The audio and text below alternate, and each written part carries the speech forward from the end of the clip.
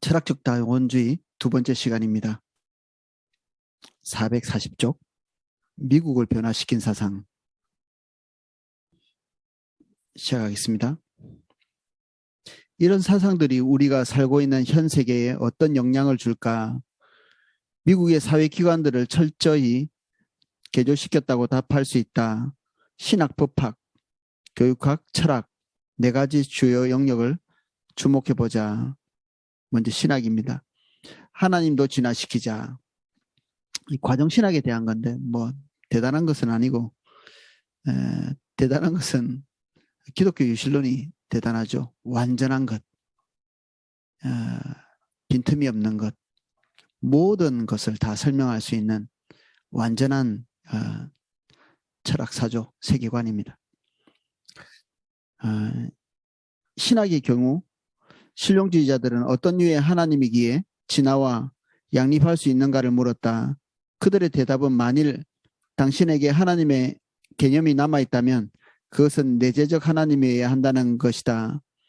즉, 이 세계 안에서 그리고 이 세계와 더불어 진화하는 유한한 신을 말한다. 진화가 출현하면서 과학을 진지하게 받아들이는 자들이 하나님을 이 세계의 진행 과정에 내재된 존재로 생각하는 경향이 커졌다고 철학자가 말한다. 하나님은 초월하시는 분이죠. 그런데 이 진화론자들의 개념 안에는 그런 초월의 개념이 없습니다. 실용주의자들 가운데 이와 관련하여 가장 영향력 있는 인물은 찰스 샌더스 퍼스였다. 그는 아주 변덕스러운 데다가 까다롭고 교만한 성품을 갖고 있어서 일자리를 유지하기가 어려웠다. 그는 이혼을 하고 이어서 두 번째 아내와도 결혼하기 전에 동거를 하는 등 당시의 도덕적 감수성에 반하는 행동을 했다. 그 시절만 해도 이런 스캔들이 따르면 대학에서 교수직을 얻지 못할 충분한 사유가 되었고 퍼스는 친구들의 도움에 기대어 겨우 살아가는 경우가 많았다. 하지만 그는 탁월한 이론가였고 논리학과 확률 이론에 중대한 기여를 했다. 퍼스는 종교성이 강했지만 정통적인 종교를 멸시했다. 그 대신 일종의 범신론과 좀 다릅니다. 범심론, 갈로에 약간의 설명이 있는데 우주에 있는 모든 것이 정신이나 의식을 갖고 있다는 사상, 범심론을 주장했다. 그는 온 우주가 정신이나 절대 또는 하나님을 향해 진화하고 있다고 생각하는데 이를 진화적인 사랑이라는 목적론적 과정으로 그렸다. 절대 이런 단어를 보니까 절대 정신을 말한 헤겔이 생각이 나네요. 인간이 계속해서 발전해 나가면 언젠가는 이 절대 정신에 이르게 되고 그것이 바로 신의 개념이다. 뭐 그런 얘기를 했었습니다. 이런 생각을 오늘날에는 어디에서 들을 수 있는가? 바로 과정신학에서다. 어떤 이들은 과정신학이 오늘날 주류 신학교에서 가장 빨리 성장하고 있는 운동이라고 한다. 창설자 찰스 하트존은 퍼스가 자기에게 가장 큰 영향을 끼친 몇 사람 중 하나라고 말했다. 퍼스는 우리 앞 동영상에서 같이 나눈 것처럼 실용주의의 어떤 개척자라고 할까요? 예, 그런 사람이었습니다. 과정신학은 하나님과 세계가 끊임없는 변화와 진화의 과정을 거치고 있다고 가르친다. 하나님은 세계 안에서 그리고 세계와 더불어 진화하는 신적인 영이자 세계의 영혼이며 진화하는 우주적 생명이다. 엄밀히 말해서 이는 범신론이 아니라 범제실론. 범신론은 모든 것 안에 신이 있다는 얘기죠. 모든 것 안에. 이 범신론은 주로 동양에서 많이 나타나는 것이고 인도의 사상들이 범신론입니다. 아트만이 되기 위해서 이게 궁극적인 우주의 뭐 신인데 우리처럼 인격적인 신은 아니고 인격이 없는 우주의 기운, 힘, 파워 뭐 이런 존재라고 할 수 있습니다. 그런데 모든 사물에 이런 우주적인 시인의 어떤 형상이 내재적으로 되어 있기 때문에 모든 존재가 다 신이라는 거죠. 이는 물리적인 세계를 하나님의 본체에서 나오는 구체적인 방출이라고 본다.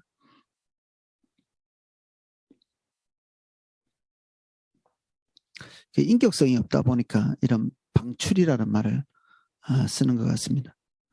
과정신학에 따르면 우리가 우리의 삶과 경험을 형성하는 선택을 내릴 때 우리는 하나님과 그분의 경험까지도 형성하게 되는데 그것은 우리의 삶이 신의 삶의 구체적인 형태를 부여하기 때문이라고 한다. 하나님으로부터 우리가 영향을 받는 게 아니라 하나님이 우리에 의해서 영향을 받는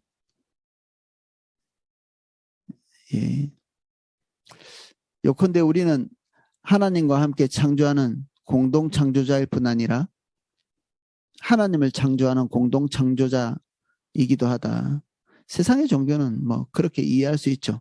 인간의 머릿속에서 나온 우상들은 자기의 신념 그리고 염원 이런 것들을 반영해서 신들을 창조해내잖아요. 말하는 우리가 유행하는 단어로 말하면 만들어진 신이죠. 그런데 우리가 믿고 관계하고 예배하는 하나님은 만들어진 신이 아니죠. 그분이 우리를 만드셨지 우리가 하나님을 만든 것이 아닙니다. 우리가 죽을 때 개개인으로서 우리의 존재는 끝나지만 우리가 살았던 인생은 계속되는 하나님과의 삶의 과거 단계가 된다. 죽음 이후에 내세란 없다. 과정신학은 하나님을 진화의 맥락 속에 둠으로써 전통적 유실론에서 완전히 벗어난다. 그 신학은 하나님을 제한적 존재로 여긴다. 그분은 장차 무슨 일이 일어날지 모르며 악이 발생하는 것을 막을 힘도 없다. 하나님은 전지전능하신데 그런 신이 아닌 거죠. 이 과정신학의 신은.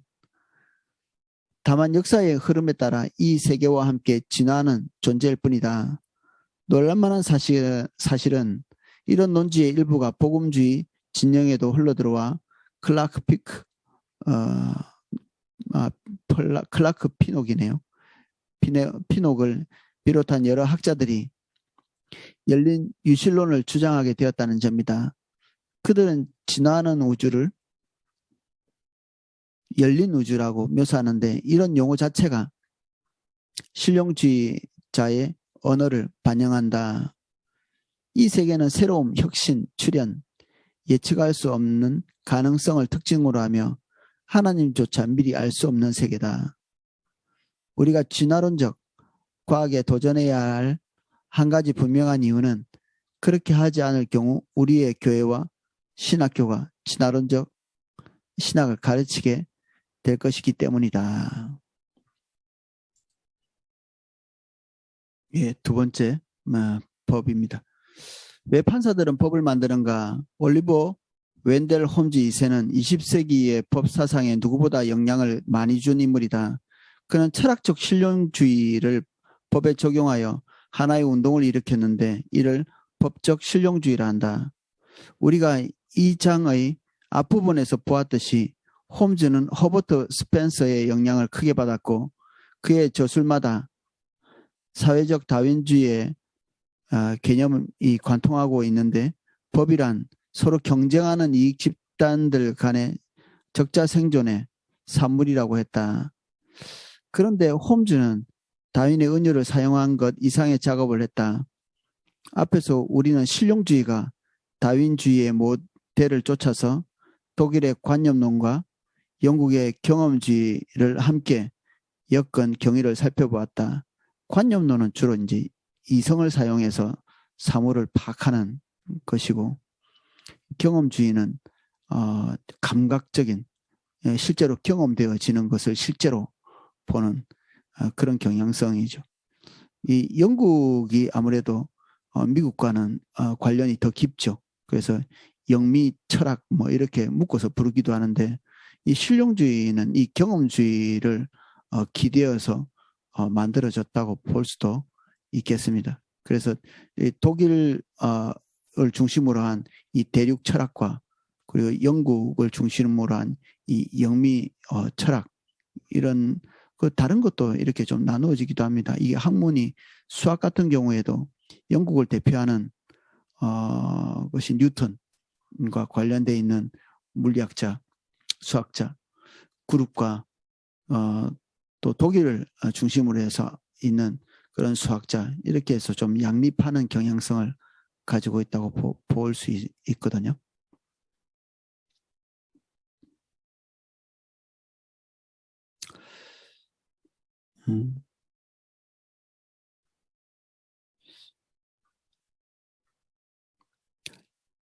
앞에서 우리는 실용주의가 다윈의 모델을 쫓아서 독일의 관념론과 영국의 경험주의를 함께 엮은 경위를 살펴보았다.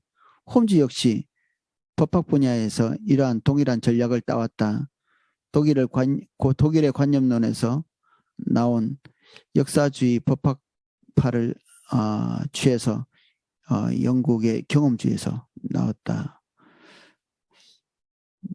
분석주의 법학파와 함께 엮은 것이다.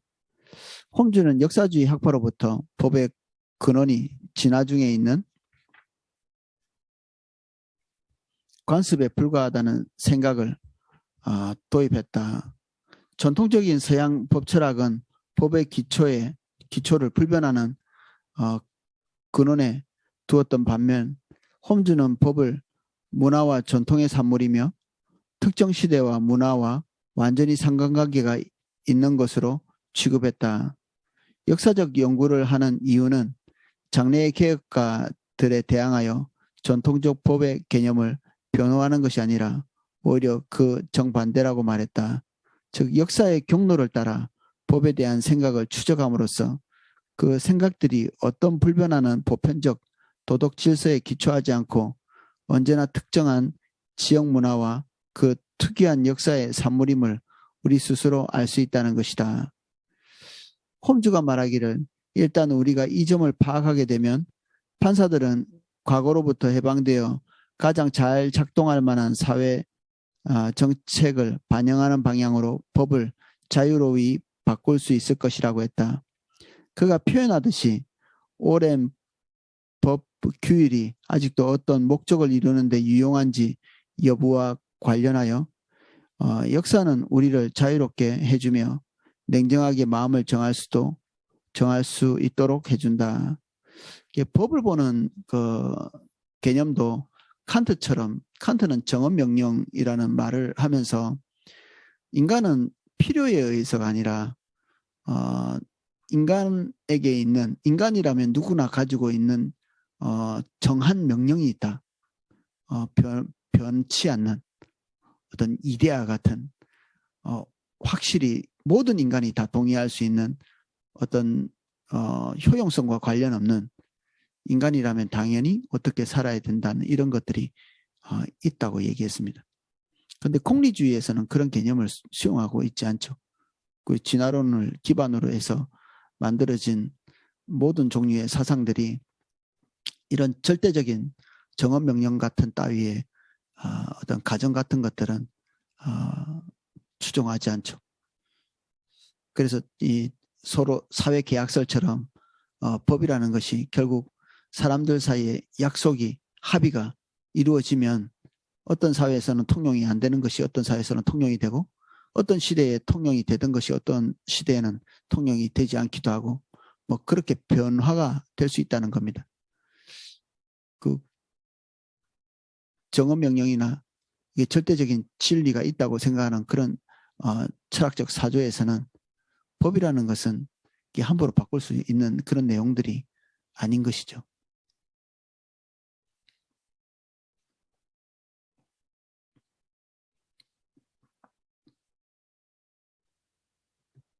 (444쪽) 두 번째 블럭입니다. 그러면 오랜 규율들이 아직도 어떤 목적에 유용한지 여부를 어떻게 결정할 수 있을까?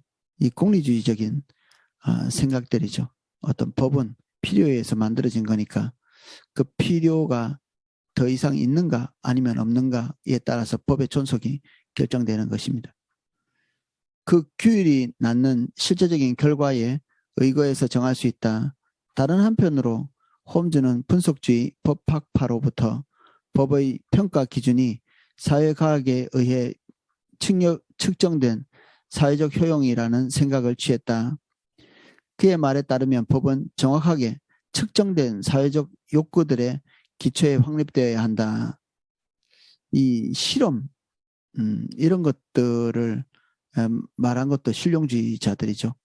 보통 관념, 이성 이런 것에서 진리가 될 만한 것이 나오거나 아니면 경험에 의해서 나오거나 뭐 그런 식으로 이 진리에 대한 정의를 해 나갔다면 여기 실용주의자들은 이게 효용성이 있는가 효용성이 없는가 그런 것에 초점이 맞춰져 있기 때문에 이 사회적 효용이라는 단어는 이 실용주의자들을 나타내는 어떤 관용구처럼 되어 있는 그런 말입니다.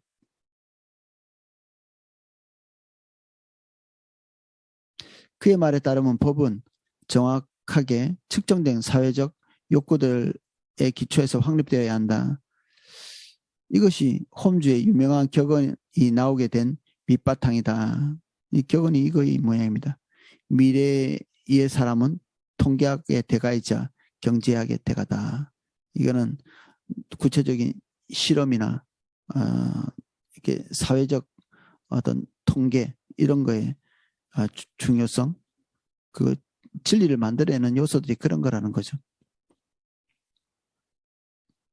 달리 말하면 법은 실제적인 유용성에 의해 판단되어야 하고 그 유용성은 사회과학자들의 경험적 연구로 결정되어야 한다. 법이 사회공학을 위한 도구로 환원된 것이다. 홈즈는 이렇게 썼다. 기존의 법의 정당성은 그것이 정의와 같은 영원한 원칙을 대변하고 있지 않고 그것이 우리가 바라는 사회적 목적을 이루는데 유익한가에 있다. 실제적으로 이것은 판사가 바라는 사회적 목적을 의미한다. 홈즈는 판사들이 법을 해석할 뿐더러 법을 만든다고 스스럼 없이 인정했다. 오늘날 이런 생각이 실제로 작동하는 것을 어디서 보았는가? 법이란 본질적으로 사회적 정책을 제정하는 문제라는 생각 말이다. 판사들은 법을 해석하는 데 그치지 않고 법을 만드는 것을 보여주는 사례는 무엇인가?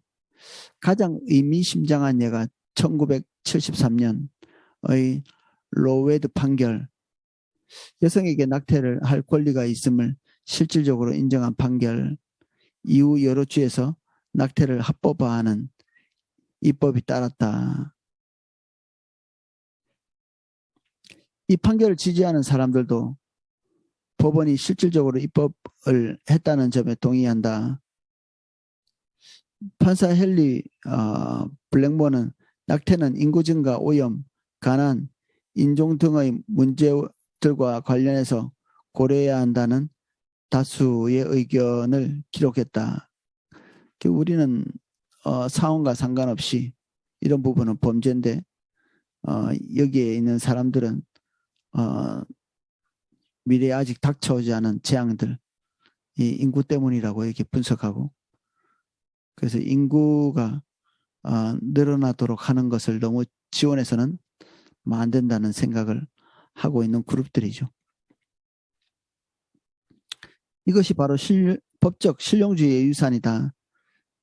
만약 우리가 그 저변에 있는 다윈주의 세계관에 도전하지 않는다면 장차 수많은 새로운 생명윤리학적 사항에 대해 법정은 이런 식으로 결정을 내릴 것이다.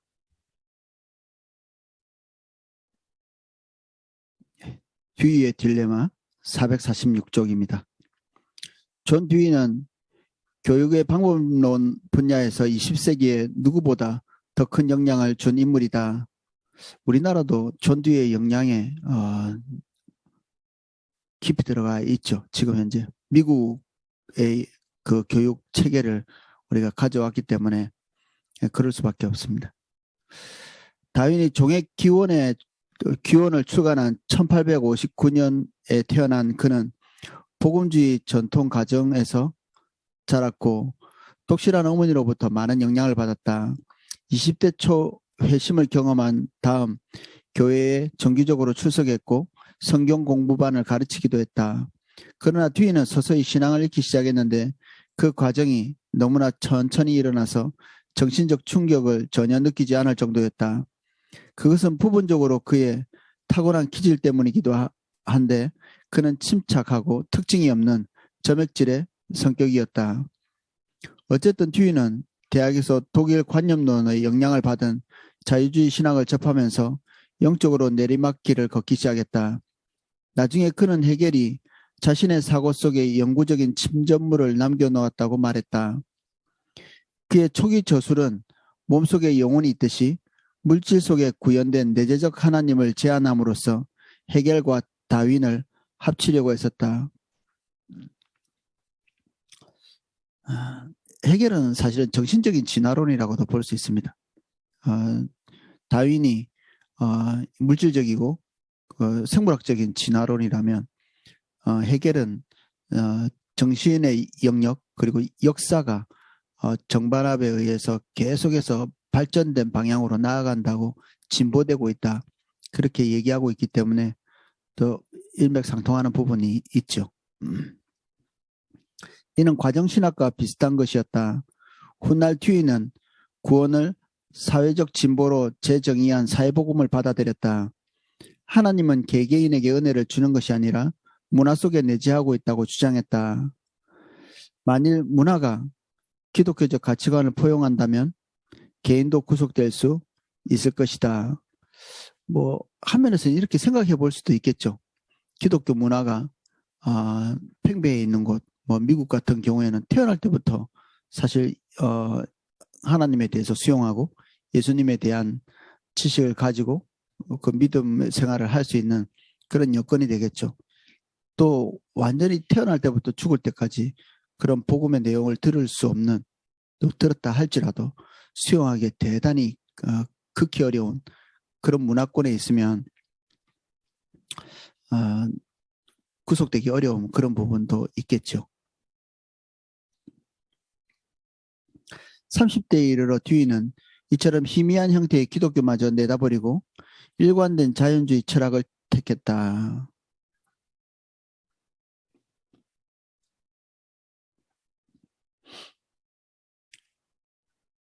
그는 교회와 학생 신앙 모임에서 하던 활동을 그만두고 그의 자녀들도 주일학교에 가지 않게 되었다. 자연주의가 이제 그의 종교가 된 것이다.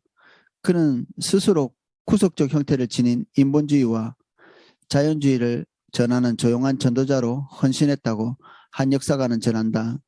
듀이는 공동의 신앙이란 책에서 이처럼 구속의 성격을 지닌 자연주의를 제시하면서 추종자들에게 이 같은 사회적 이상에 종교적으로 헌신할 것을 종용했다.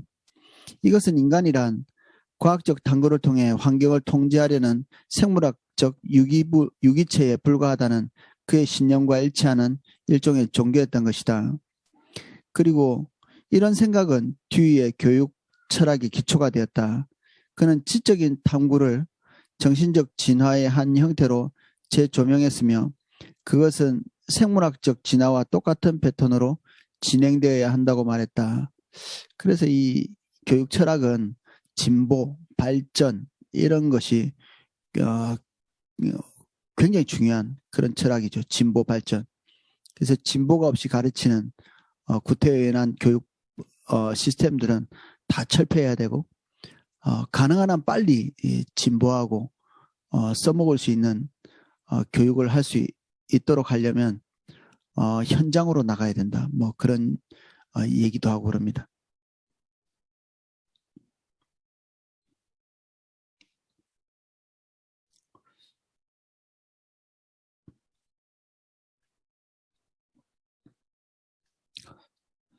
그는 지적인 탐구를 정신적 진화의 한 형태로 재조명했으며 그것은 생물학적 진화와 똑같은 패턴으로 진행되어야 한다고 말했다. 즉 먼저 문제를 제시하고 그 다음에 학생들로 하여금 가장 효과 있는 것에 기초해 스스로 답을 세우도록 하는 것인데 이는 환경에 대한 일종의 정신적인 적응을 뜻한다. 선생은 가르치는 자가 아니라 촉진시키는 역할을 할 뿐인데 학생들이 다양한 실용적 전략을 시도해서 자신에게 가장 효과가 있는 것을 발견하도록 지도할 뿐이다. 물론 이것은 본래 상대주의적 성격을 가지고 있다. 나에게 효과가 있는 것이 당신에게는 없을 수도 있다. 아니 나에게도 항상 맞는 것이 아닐 수도 있다. 그러므로 실용주의는 신념의 다원주의를 낳을 수밖에 없다. 모든 신념이 한시적이며 어느 것도 영원하거나 보편적으로 참되지 않다는 말이다. 무척 귀에 익은 소리가 아닌가? 오늘날 도덕교육의 상당 부분이 뒤에게 비치고 있는데 그에 따르면 모든 가치들을 균등하게 타당한 것으로 취급해야 하며 학생들은 자기가 개인적으로 가장 가치 있다고 여기는 것을 분명히 하면 된다. 교사는 어떤 면으로든지 지도적 역할을 해서는 안 되며 오직 학생들이 스스로 대안을 견주어 보고 스스로 결정하도록 옆에서 코치 역할만 하라고 엄격히 지시받는다. 학생들이 선택한 가치는 무엇이든 용납할 만한 것으로 여겨지는데 그것이 일반적인 도덕 기준과 부합하는지 상관없이 미리 규정된 단계를 거쳤다면 얼마든지 수용된다. 어떻게 이런 일이 가능할까? 어느 교과서에 쓰여 있듯이 우리 가운데 누구도 우리의 가치관이 다른 이들에게도 옳다고 확신할 수 없기 때문이다. 각 개인이 자율적인 결정자가 되어 스스로 자기 나름의 가치를 정해야 한다. 이러한 접근의 저변에 깔린 가정은 철학적 자연주의다. 윤리에 대한 자연주의적 접근은 어떤 초월적 표준도 인정하지 않는다. 그 결과 찾을 수 있는 유일한 표준이라고는 사실 개인이 가치 있게 여기는 것밖에 없다. 뒤가 주장하듯 우리 모두는 좋거나 나쁜 것, 유쾌하거나 고통스러운 것, 유익하거나 해로운 것을 경험한다. 그리고 과학은 경험에 기초하도록 되어 있으므로 도덕적 탐구는 우리의 경험을 분석하는 데서 시작해야 한다. 도덕의 출처가 사람들과의 관계 그리고 최대한의 쾌락 이런 데서 기반한다고 생각하는 공리주의 사고 방식이죠.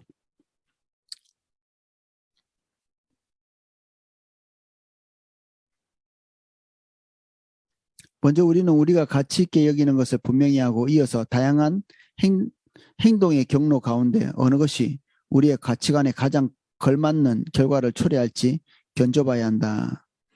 첫째 단계는 쉬운 듯하지만 실제로 그렇게 단순하지 않다고 뒤에는 말한다. 첫째 단계가 우리가 가치 있게 여기는 것을 분명히 하는 일이죠. 우리가 가치 있게 여기는 것에 대해서 객관적인 시각을 가지는 것. 그런데 이 객관성이라는 것이 우리는 태어날 때부터 이게 슈퍼에고랄까요? 미리 갖추어진 어떤 그 틀 같은 것들이 있죠. 사회로부터, 부모로부터, 그리고 학교로부터, 친구 관계로부터, 개인의 경험으로부터 가지게 되는 그 생각의 틀, 그 판단의 준거 이런 것들이 있죠. 그러니까 무엇을 경험하든지 간에 그 틀 안에서 판단하고 결정하게 되겠죠. 거의 자동적으로. 그러니까 이 기본적인 틀들을 가지고 있는 한 우리는 객관성을 가지고 뭔가를 쳐다보는 것은 불가능한 일이죠. 그래서 이 존 듀이는 이제 그런 기존에 가지고 있던 전통적인 생각들 가지고 있는 틀도 이게 제거를 해야 되는데 그 제거하는 방식이 좀 충격적입니다. 왜냐하면 종교적 도덕적 도그마가 우리가 무엇을 원하고 무엇을 해야 하는지를 지시하기 때문에 우리의 경험은 왜곡되기 십상이다. 그래서 우리가 정말 원하는 것을 분명히 하려면 이전의 도덕적 도그마에서 우리 생각과 정서를 해방시키는 것이 필수적이다. 그렇기 때문에 도덕교육 프로그램은 학생들에게 어려운 도덕적 딜레마를 제시하면서 시작하는 것이다. 이것은 가정과 교회 혹은 그 밖에서 그 밖의 곳에서 흡수한 이전의 도덕 틀에서 학생들을 끌어내어 그들로 하여금 옳고 그른 것에 대한 자신의 감정들을 있는 그대로 탐구하도록 고안되었다. 예를 들어 한 어머니가 자기 딸의 수업에 사용된 한 가지 딜레마에 관해 들려주었는데 그 수업은 학생들에게 자기의 가장 친한 친구를 살해하는 계획을 짜는 상상을 하도록 했다. 그 목표를 달성하기 위해 학생들은 어떤 대안들을 생각할 수 있을까? 일부 학생은 칠겁을 하면서 살인은 그런 것이기 때문에 자기는 아무런 방법도 택하지 않겠다고 단호히 반대했다. 그러나 그런 대답은 용납되지 않았다. 교사는 학생들에게 그들이 그러다고 생각했던 행동을 정신적으로 연습해 봄으로써 이전의 도덕적 확신을 내버리라고 요구했다. 그런 활동의 목표는 학생들이 외부로부터 흡수한 도덕적 가르침에서 벗어나 자기 나름의 진정한 개인적인 가치관에 이르도록 하는 것이다. 그래서 개인의 그 윤리, 개인의 틀, 개인의 생각의 중거를 마련하기 위해서 기존에 가지고 있던 어떤 도덕률, 윤리 이런 것들을 뭐 깨뜨려야 된다 이런 얘기를 하는 것인데 그런 것을 하기 위해서 실제로 이런 그 수업들을 하는 것이죠. 우리 입장에서 볼 때는 끔찍한 일인데 이런 일이 실제로 일어나고 있습니다. 무력해진 교사들, 그러나 탐구적 접근법에 따라 학생들을 가정과 교회에서 배운 도덕적 표준에서 해방시키려고 하면 남는 것이라고는 그들의 주관적인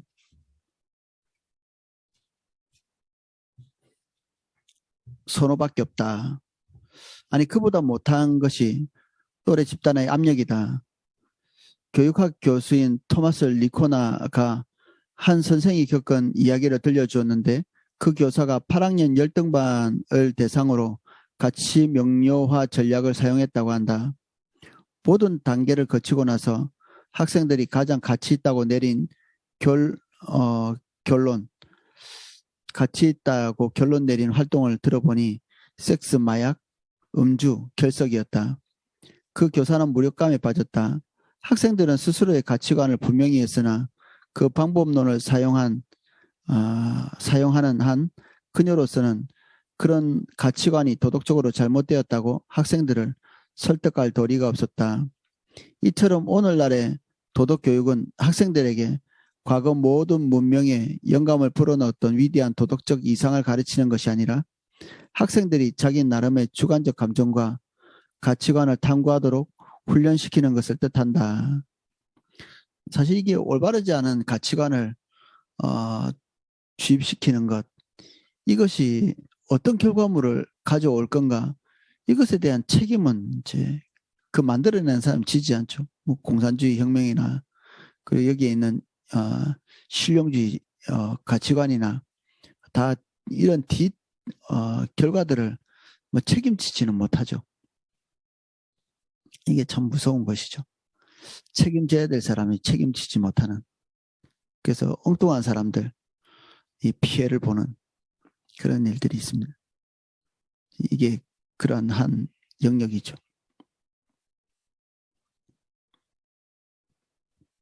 450쪽 두 번째 블록입니다. 이 같은 비판에도 불구하고 탐구적 접근은 여전히 교육자들 사이에 굉장한 인기를 누리고 있다. 전국을 다니며 교사와 학부모 그룹에게 강연을 하는 윌리엄 킬패트릭이라는 교육학 교수는 종종 이런 질문을 던진다.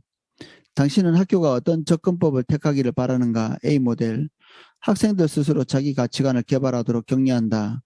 정답이나 오답은 없다. B 모델. 문학과 역사에 나오는 감동적인 예화를 동원하여 학생들에게 용기, 정직, 정의 같은 구체적인 미덕을 키우도록 격려한다. 부모들 대다수는 B 모델을 택했다고 킬패드릭은 전한다. 반면에 교사들 거의 대부분은 A 모델을 선호했고 그중 많은 이들이 어떤 상황에서도 두 번째 접근법은 사용하지 않겠다고 말했다고 한다. 도덕교육이란 예민한 사항과 관련하여 교육기관과 일반인 사이에 커다란 괴리가 있는 것이 분명하다. 이 이야기는 킬패트릭의 책 왜 존은 옳고 그런 것을 분별하지 못하는가에 나오는 이야기인데 참으로 적절한 제목이 아닐 수 없다.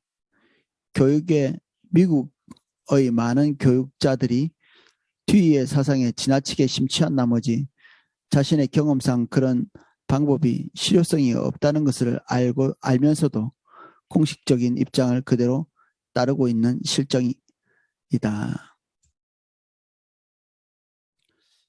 당신 스스로 실제를 창안하라. 451쪽입니다. 이와 똑같은 교수법이 다른 과목에도 그대로 적용되고 있다. 요즘 가장 유행하는 구성주의 교육이라 불리는 것이 있다. 뒤의 말처럼 지식이 사회적 구성물이라면 교육의 목표는 학생들에게 자기 나름의 지식을 구성하는 법을 가르치는 것이다. 이 방법을 옹호하는 다음에 글을 읽어보자. 구성주의는 외부의 객관적 실체가 있어 배우는 자에게 알려진다고 보지 않고 오히려 배우는 자가 자기 나름의 실제를 능동적으로 구성한다고 가르친다. 그래서 조상들이 그 앞 세대가 쌓아놓은 지적인 세계 그리고 가치체계 이런 것들을 수용하고 받아들이는 이런 과정이 교육이라고 이렇게 생각해 왔었는데 그런 것들을 단절하고 이제 각 개인이 개인적인 경험을 하면서 스스로 이렇게 완전히 다른 사람과 다른 것들을 쌓아나가는 지적인 구조를 쌓아나가는 그런 부분들입니다. 이 구성주의라는 것이. 이는 상당히 거창한 주문이다. 어린이가 길을 건널 만큼 크기도 전에 자기 나름의 실제를 구성하는 법을 배워야 한다는 말이다. 교사는 학생들에게 그들의 관념이 옳은지 그른지를 이야기해 주면 안 되며 다만 학생들이 나름대로 이해한 것을 분명히 하고 그것을 표현하도록 격려하는 역할만 할 뿐이다. 가치관 명료화 작업의 경우처럼 교사에게는 학생들이 제시하는 대답들을 서로 비교 판단할 만한 기재가 없기 때문이다. 30명의 학생이 30개의 서로 다른 대답을 낸다 해도 그 모두가 그럴듯한 대답으로 간주되어야 한다. 세계를 구성하는 방법은 많고 다양할 수밖에 없으므로 구성주의는 개인적 경험이 담긴 어떤 그럴듯한 이론도 배제할 수 없는 것이다. 그 결과 오늘날 수업 시간에 학생들은 자기 나름의 철자체계, 나름의 구두법과 문법, 나름의 수학 해법 등을 구성하고 있다.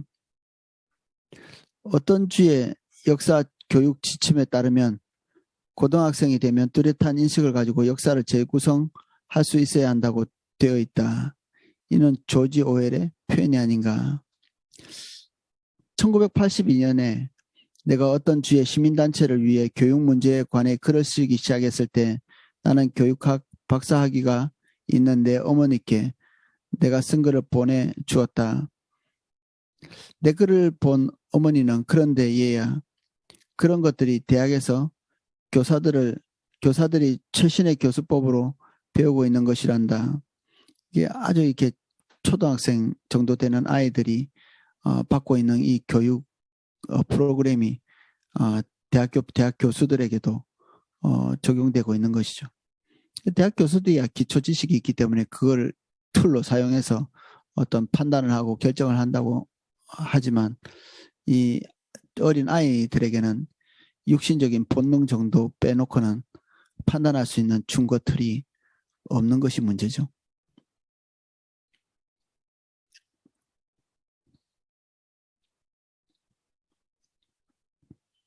즉 실제 교실 경험에서 영감을 얻는 교수법이라는 말씀이었다. 그러나 사실 대다수의 교육 이론이 실제 학생들을 가르치는 경험에서 나온 것이 아니다. 오히려 어떤 철학이 적용된 결과인데 구성주의 역시 예외가 아니다. 구성주의는 뒤에 진화론적 인식론이 직접 적용된 결과다. 한 저명한 구성주의자는 이렇게 쓰고 있다. 생물학자에게서 어떤 살아있는 유기체가 자신이 처한 환경에서 생존하는 한 그것은 유효한 것이다. 구성주의자에게 있어 어떤 개념과 모델과 이론 등은 그것들이 창안된 맥락에서 적합하다고 판명되었다면 그것들은 유용한 것이다. 여기서 어떤 생각들이 옳다고 하지 않고 유효하다라고 말하는 것에 주목하라. 옳다 그르다는 진리에 속한 것이죠. 과거로부터 우리가 수용된 것들입니다. 유효하다는 필요성, 이 실용주의가 말하고 있는 바로 그것이요. 무엇이든지 간에 쓸만하고 효력이 있다면 그것은 진리라는 것입니다.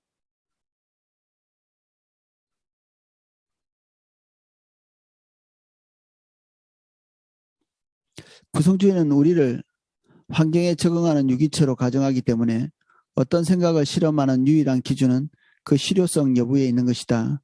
놀라운 사실은 기독교사 중에서도 그 철학적 뿌리를 전혀 모르면서도 구성주의를 수용한 애들이 있다는 점이다. 어느 교육 관련 집회에서 이 주제에 관해 강의한 적이 있다. 강연이 끝난 뒤 어느 기독학교 교장 한 분이 내게 다가오더니 우리 학교 교사들은 전부 구성주의 교육을 따릅니다. 하나도 빠짐없이 라고 말해주었다. 그런데 교사들은 그것이 자기의 신앙과 관련해서 무엇을 의미하는지 모르시나요? 나는 놀라서 물었다. 만일 지식이 사회적 구성물이라고 한다면 같은 논리가 기독교에도 그대로 적용됩니다. 기독교 역시 사회적 힘들의 산물일 뿐이라는 이야기가 되죠. 알아요. 알고 있어요. 교장 선생이 대답했다. 하지만 구성주의 교사들이 전문가들의 지지를 받으며 대학에서 배운 내용입니다. 따라서 거기에 대해 의문을 갖지는 않을 것입니다. 종교적인 신념은 전공 학문과 구별되는 별도의 정신적 공간에 두면 되는 것이죠. 이와 같이 구획화를 수용한 결과 교사들은 자기도 모르는 사이에 모든 진리 주장을 사회적 구성물로 환원해버리는 급진적인 포스트 모더니즘을 포용한 셈이다.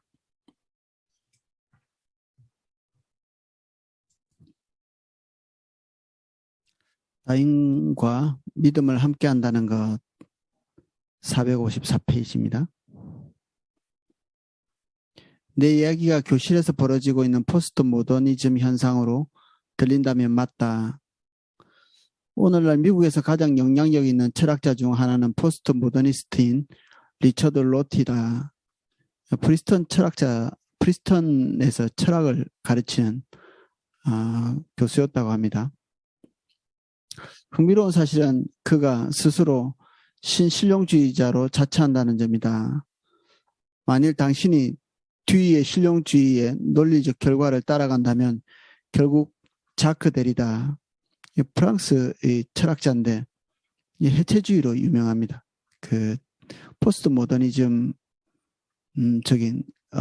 가치를 가지고 있고 기존에 있던 서구의 구조주의,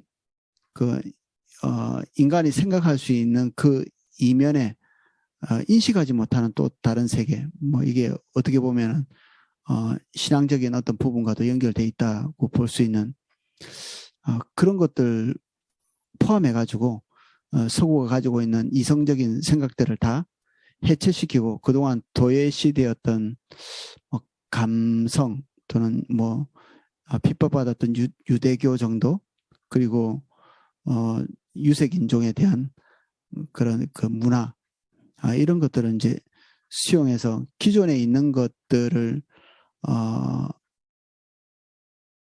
대체해서 이제 그런 것들을 이제 구조를 바꿔보자, 그런 가치를 가지고 있었던 사람이었던 것 같습니다. 마르틴 하이데커, 미셸 푸커. 마르틴 하이데커도 생애 철학으로 유명하죠. 모든 생물은 맹목적으로 살고자 하는 그런 뭐 의욕을 가지고 있다는 얘기죠. 이 하이데커의 생각이 오거스틴에게서도 나옵니다. 모든 것은 다 가장 안정된 방향으로 존재하려고 애쓰고 있다. 뭐 그런 얘기를 오거스틴도 했거든요. 거기서 아마 마르틴 하이데커도 이제 착안해서 자기의 가치관을 이렇게 구조화한 것 같기도 하고 영향은 많은 곳에서 받았겠죠. 하이데거는 독일 철학자인데 특별히 이게 나치에 대한 그 옹호를 해가지고 많은 사람들에게 이제 비난을 받기도 하고 그랬던 사람입니다. 미셸 푸코의 사상과 매우 흡사한 포스트 모더니즘으로 귀결된다고 그는 말한다. 로티가 보기에 포스트 모더니즘의 핵심은 진리는 발견되는 것이 아니라 만들어지는 것이라는 구호 속에 담겨 있다. 달리 말하면 진리란 저기서 발견되기를 기다리는 객관적인 어떤 것이 아니라는 뜻이다. 결국 이렇게 해체하고 제거하고 하려고 했던 것들이 기존에 있던 전통적인 가치관, 그것은 기독교와 관련되어 있는 것이 주축일 수 있겠죠. 그런 것들을 다 해체하고 이제 감각적이고 그리고 반기독교적인 상대적인 그동안 진리의 자리를 차지하고 있던 어떤 절대적인 가치들 이런 것들을 다 철거하고 상대적인 가치관들을 각자가 구축하자 그런 내용의 생각들을 말하고 있습니다. 신념이란 현대 기술로 만들어진 여러 장치들처럼 인간의 구성물에 불과하다. 그리고 그것은 시장에 진열된 상품과 똑같은 방식으로 기능한다. 현금 가치라는 제임스의 경제적 은유를 반영하듯이 로티는 어떤 생각이 보상을 제공할 때 곧 우리에게 유익할 때에야 비로소 우리는 그 생각을 수용한다고 말한다. 모든 종류의 그 진리는 유용성이 있어야 되는데 그 유용성의 금전적인 가치까지도 부여할 수 있다는 거죠. 얼마나 유익된 건가? 얼마짜리인가? 10달러짜리 진리인가? 10,000달러짜리 진리인가? 뭐 그런 얘기죠. 제임스의 생각입니다.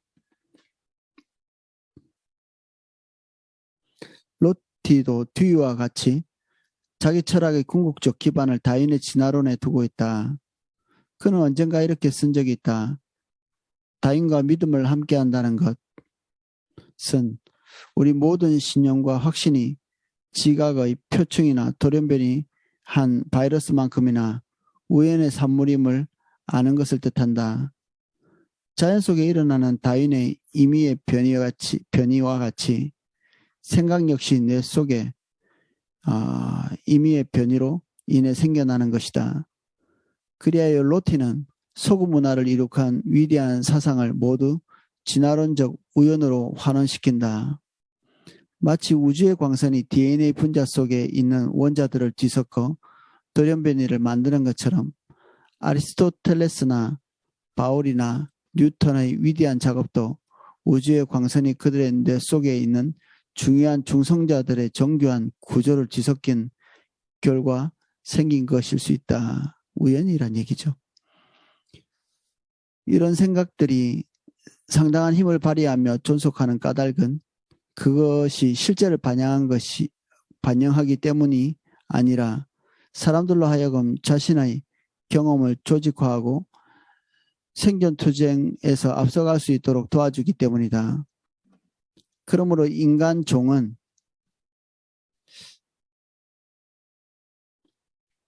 진리를 향하게 되어 있는 것이 아니라 스스로의 번영을 지향하고 있다.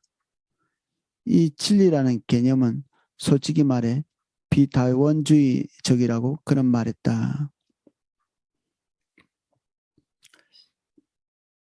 톰울프와 다윈의 의심. 이것이 의미하는 바는 포스트 모더니즘이 객관성이란 개념을 배격하면서도 역설적으로 한 가지 생각만은 틀림없는 진리로 받아들이고 있다는 것이다. 그것은 곧 다윈주의다. 다윈주의에서 진화는 인간의 구성물이 아니라 하나의 객관적인 사실로 취급된다.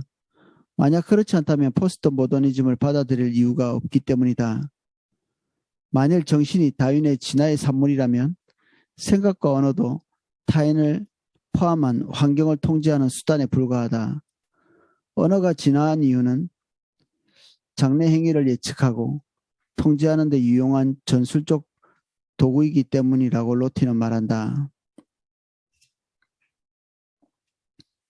한 번은 유명한 작가 톰 울프와 함께 한 오찬에 참석한 적이 있었다. 그는 로티의 사상을 아주 잘 알고 있던 인물이었다.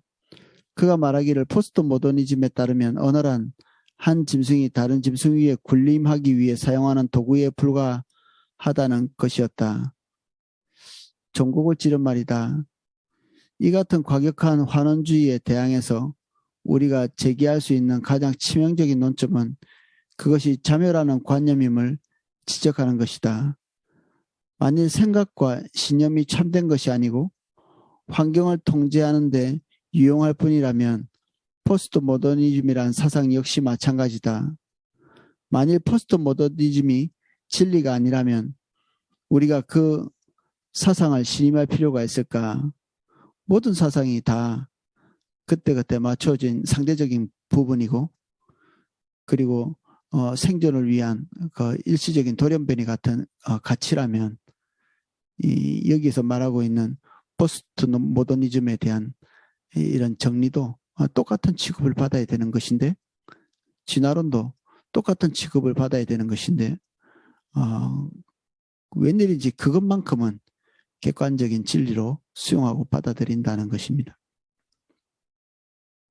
흥미로운 것은 다윈도 이와 같은 문제로 씨름했다는 사실이다. 그것도 한 번이 아니라 여러 번 걸쳐 그러했다. 스스로 그것을 지긋지긋한 의심이라 불렀다. 예를 하나 들면 인간 정신의 확신이란 결국 열등한 동물의 정신에서 발전한 것인데 그렇다면 과연 거기에 어떤 가치나 신뢰할 만한 것이 있는지 언제나 지긋지긋한 의심이 따른다고 그는 썼다. 물론 다윈 자신의 이론도 인간 정신의 확신 중 하나이므로 그는 자기가 앉은 나뭇가지를 스스로 잘라내고 있던 셈이다. 본인도 결국 뭐 그렇게 가치가 있는 생각이 아니죠. 본인도 인간이고 본인의 생각도 인간이 만들어낸 뭐 어떤 그 상대적인 가치에 불과하기 때문에 요컨대 다윈의 진화는 스스로를 반박하고 있는 것이다. 진화가 보증하는 것은 우리가 어떤 방식으로 곧 생존을 부추기는 방식으로 행동한다는 것이다. 라고 알빈 플랜딩가는 설명한다. 그러나 그것은 참된 신념이나 진리처럼 보이는 신념은 거의 보증하지 않는다. 영국인 철학자 로드 트리그도 이에 동의한다. 진화의 경우 유전적 관점에서 유용하기만 하다면 어떤 신념이 참된 것인지 그릇된 것인지 중요하지 않다. 따라서 로티 같은 포스트 모더니스트들은 지식에 대한 일관성 있는 자연주의적 견해가 결국 어디로 도달하게 되는지를 우리에게 보여주고 있다. 다시 한번 우리는 하층부와 상층부 간의 공생관계를 보게 된다. 즉 다윈의 자연주의가 하층부에 자리 잡고 있기 때문에 포스트 모더니즘이 상층부를 차지하게 된 것이다. 밑에 그림에 자연주의, 이 하층부가 있고 정신은 자연 선택에 거쳐 진화되었다. 상층부는 진리란 실용적인 것이다. 신실용주의. 이 전혀 맞지 않는 두 개의 구조가 상층부, 하층부를 이렇게 이루고 있죠. 결국 우리가 이게 앞에서 많이 보던 똑같은 패턴입니다. 일관성 없는 거죠. 포스트 모더니즘과 그에 수반되는 과격한 함의가 캠퍼스 과격분자들의 별난 생각일 뿐이라고 제쳐놓고 심각하게 받아들여지지 않는 이들도 있다. 하지만 우리 눈에 일상에서 벗어난 이상한 사고방식으로 보이는 것도 지극히 평범한 세계관에 뿌리를 두고 있을 수 있다. 사람들은 주변의 문화와 교육에서 얻은 생각에 담긴 함의를 충분히 모르는 경우가 종종 있다. 이런 까닭의 효과적인 변증은 이 같은 생각의 전제가 마침내 도달하게 되는 논리적 결론을 정직하게 직면하도록 하는데 도움이 된다. 프란시스 셰퍼는 이런 전략을 지붕벗겨내기라 불렀다. 그는 사람들이 자신의 견해에 담긴 위험하고 불안정한 함의로부터 스스로를 보호하려고 세워놓은 부인의 보호막을 제거하는 것을 말한다.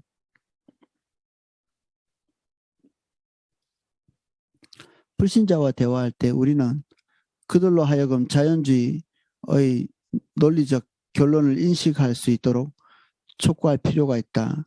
만약 그들에게 일관성이 있다면 자연주의적 전제를 견지하는 이들은 과학과 도덕을 비롯한 다른 모든 분야의 지식에서 포스트 모던적 회의주의를 품는 것으로 귀결되고 말 것이다. 그럼에도 대다수의 사람들이 포스트 모던적 회의주의자가 아니라는 사실은 자신의 전체에 따른 결과에 동의하지 않는다는 것을 뜻한다. 따라서 그들에게 뒤로 물러나 자신의 전제들을 제거하는 작업이 필요한 것이다. 총에서 나오는 진리. 총은 굉장히 파워풀하죠. 강력한 것입니다. 그 강력한 것, 최종적으로 가장 유용한 것이라고 볼 수 있죠. 생존에 있어서 가장 중요하고 최종적인 것, 이게 무력이라고 볼 수 있는데, 이 무력이 그러면 생존에 가장 필요한 거기 때문에 가장 옳은 진리가 될 수도 있는 거죠. 생존에 가장 필요한 것이 진리라고 이렇게 한다면, 그 유용성이 있는 것이 진리라고 한다면 결국 총으로 대표되는 무력이 최종적으로 가장 유효한 것이다. 이렇게 얘기할 수도 있겠죠. 철학자들 사이에 널리 퍼진 오래된 농담 하나가 있다. 실용주의의 문제점은 바로 실용성이 없다는 것이다. 필립 존슨의 말이다. 도대체 어느 누가 유일한 진리는 우리가 원하는 것이 무엇이든 그것을 얻는 데 가장 효과적인 수단을 사용한 것이라고 생각하는 사람을 신뢰하고 싶겠는가? 실용주의가 어떤 생각을 평가하는 유일한 기준은 실용성, 곧 그것이 사회적 욕구와 목표를 달성하는지의 여부다. 그러나 그런 목표 자체가 좋은 것인지 나쁜 것인지 옳은 것인지 잘못된 것인지 어떻게 알 수 있을까? 결과적으로 실용주의는 특정 사회가 지지하는 사회 가치관을 무조건 제거하기 쉽다. 흉하게 말하자면 권력 있는 자가 원하는 것은 무엇이든 찬동하기가 쉽다. 실용주의자 가운데 가장 냉소적인 인물인 홈즈는 이런 함의를 분명히 보았고 이를 지지했다. 그는 권력 있는 자들을 지지하는 것이 사회적으로 파괴적인 결과를 가져올지라도 기꺼이 그렇게 하겠다고 했다. 어떤 법이 우리를 지옥으로 데려간다 할지라도 그것이 공동체 지배 세력의 의지를 반영하고 있다면 좋은 법이라고 불러야 한다는데 나는 흔쾌히 동의했다. 이게 꼭 그 마키아벨리가 말하고 있는 군주론 비슷한 얘기를 하고 있는 거죠.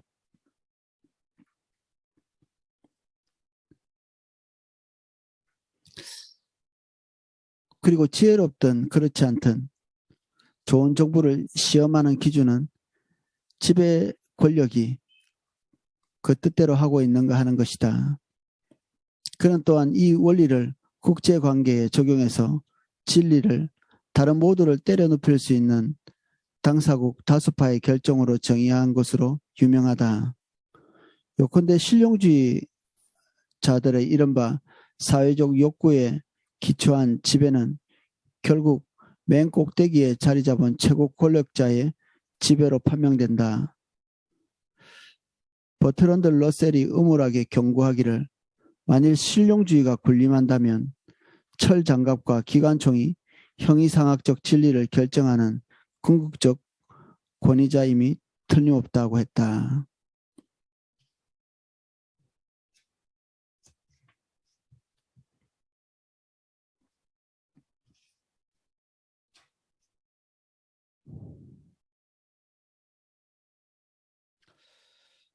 거기 계시며 말씀하시는 하나님 460쪽입니다. 놀랍게도 로티는 대문자 T를 사용하는 절대 진리라는 개념은 기독교적 세계관의 맥락 안에서만 정합성을 지닌다고 시인했다. 로티는 아까 같이 보고 넘어왔던 프리스턴 철학과 교수입니다. 그 해체주의라고 하는 철학적 방법이 있습니다.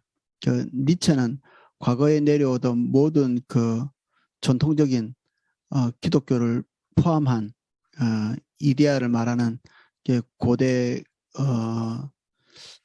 철학 사조들, 관념론적인 이런 철학 사조들을 다 그냥 때려 부셔야 된다 이렇게 생각하고 있었던 사람이고, 이 로티는 이제 그런 것들을 해체해서 적당히 사용할 수 있도록 좀 온건한 니체라고 할까, 그런 방법으로 철학을 했던 사람입니다.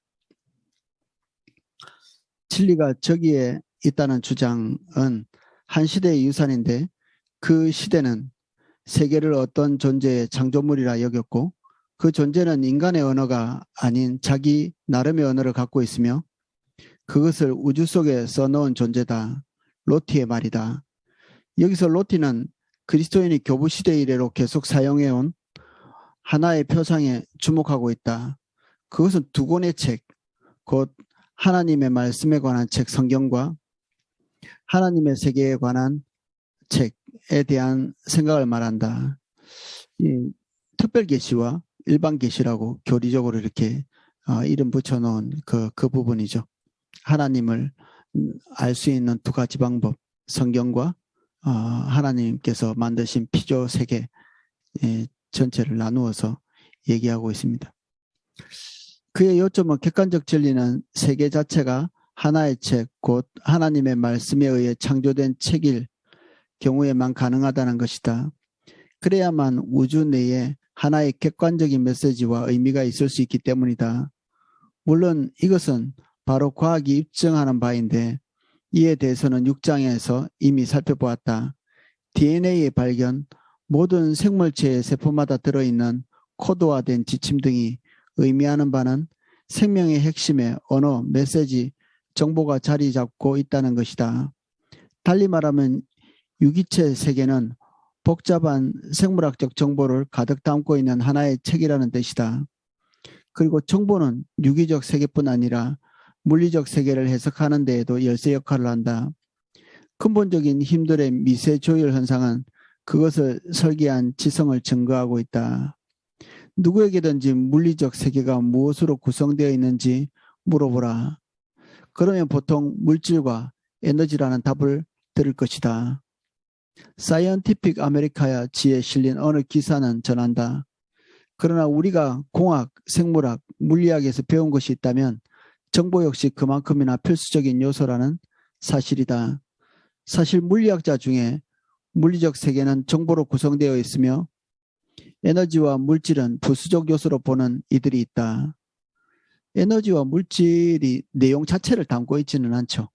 이런 것들이 어떻게 구성되어 있고 어떤 구조로 되어 있고 어떻게 조합되어야 우리 가시적으로 나타나는 세계의 이런 형상들이 나타나는가, 그런 것들은 다 정보에 해당하는 것이죠. 필연성이 없는 것이죠. 꼭 그렇게 되는 필연성이 없음에도 불구하고 그런 식으로 구조화되어 있기 때문에 이건 누군가의 작품이라는 얘기죠. 그러면 정보는 어디서 오는 것일까? 인간의 모든 경험을 들여다보면 정보는 맹목적인 물질의 힘이 아니라 지성이 있는 행위자에 의해 창출된다. 물질 영역 안에 있는 로고스의 실체는 물질 너머에 존재하는 로고스의 실체를 분명히 나타내고 있다. 즉, 그 모든 질서와 합리성의 근원인 위대한 지적 행위자를 가리키고 있다는 것이다. 로티는 객관적인 진리와 도덕에 대한 생각이 로고스를 기초할 때에야 가능하다는 점을 동의한다. 그의 말을 인용하면 인간의 주관성을 넘어서 진리가 있다는 생각은 이 세상을 신의 창조로 보는 곧 무엇인가를 염두에 두고 자신의 계획을 친히 모종의 언어로 말한 존재의 작품이라고 보는 생각의 잔여물이다. 달리 말해서 객관적인 진리라는 것은 우리에게 말씀하시는 어떤 창조자가 있을 때에만 비로소 가능하다는 것이다. 셰퍼의 책 제목이 시사하듯이 거기 계시며 말씀하시는 하나님이 있을 때에만 가능하다. 포스트 모던의 회의주의에서 벗어나는 길은 하나님이 자기 관점에 대해 우리에게 무언가를 계시했을 경우에만 가능하다. 거기에는 영적인 문제와 비인지적인 감정적인 체험뿐 아니라 우리가 몸담은 우주에 관한 객관적인 진리의 계시도 포함한다. 요컨대 성경의 계시 교리와 사실과 같이 상층부와 하층부 간의 간격을 메우는 유일한 길이다. 실용주의자들이 그 둘을 함께 묶어보려 했으나 결국 실패하고 말았다. 다윈의 진화를 하층부에 배치하자 생각은 생존의 가치에만 의거해 선택된 정신적 돌연변이로 축소되고 말았다. 실용주의는 이 두 층을 결합한 게 아니라 자연주의의 그물을 상층부에 던져놓고 그것을 하층부로 끌어내렸고 그 결과 상층부에 포스트 모던적 비합리주의와 회의주의만 남게 된 것이다. 로티는 선택 가능한 대안을 너무나 명료하게 기술하고 있다. 우리가 다윈과 믿음을 함께해 포스트 모더니즘을 포용하든지 아니면 침묵하지 않는 인격적 하나님과 믿음을 함께하는 수밖에 없다는 것이다. 후자의 로고스가 바로 보편적이고 통일된 진리의 근원이다.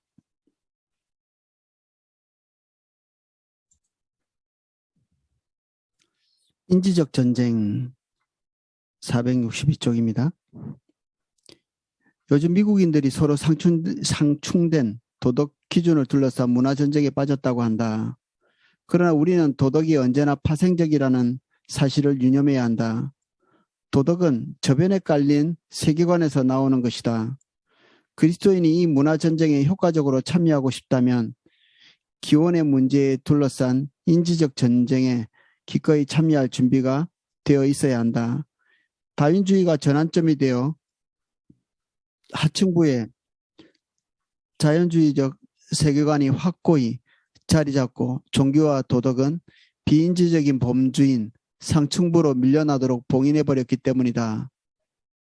그러므로 통일된 진리의 개념을 회복하는 열쇠는 창조의 개념을 분명하게 회복하는 것이다.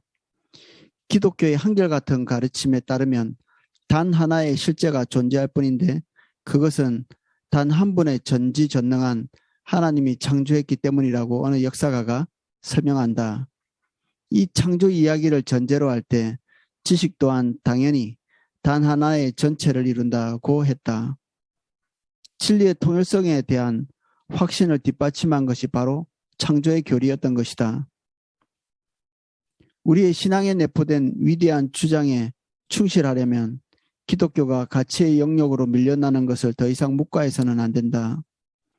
우리는 형이상학적 겁쟁이의 옷을 벗어버리고 승리를 확신하면서 공세적 자세를 취해야 한다. 또한 기도와 영적 능력으로 무장하고 오늘날 전투가 벌어지는 현장을 보게 해달라고 하나님께 요청해야 한다. 그리스도의 주대심과 리더십 아래 발벗고 나서야 한다. 어떻게 해서 복음주의자들은 그토록 쉽게 형이상학적인 겁쟁이가 되는 것일까? 왜 강하고 탄탄한 지적 전통이 없는 것일까? 앞으로 전진하기 위해서는 먼저 뒤로 돌아가서 우리가 어디서 잘못 나갔는지 지나간 발걸음을 추적할 필요가 있다.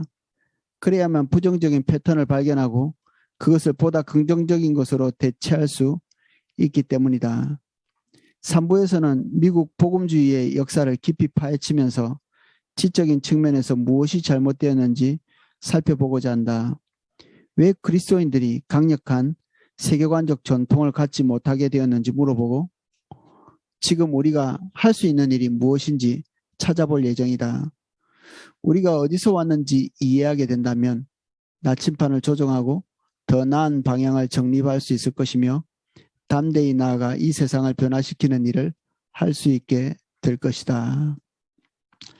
결국 성경이 말하고 있는 이 창조 그리고 이 세상을 창조하신 전지전능하신 하나님께 다시 돌아가지 않으면 이 혼란에 빠진 이 학문의 세계 그리고 세계를 바라보는 인식의 세계 그리고 사람들이 가지고 있는 이 그 지성의 모든 세계를 이 포괄할 수 있는 그런 이론들은 없다. 1, 2부를 통해서 우리가 하나님을 떠난 지적인 세계, 이 세계가 어떻게 해서 이렇게 명맥을 거듭해 왔나 그런 것들을 살펴보았습니다. 결국 다시 이제 성경이 말하고 있는 하나님께로 돌아가야 되는데 이 부분들은 이제 우리의 몫으로 달려 있겠죠. 지금까지 함께 해주셔서 감사합니다. 다음은 3부로 함께 또 다른 동영상으로 만나도록 하겠습니다. 들어주셔서 감사합니다.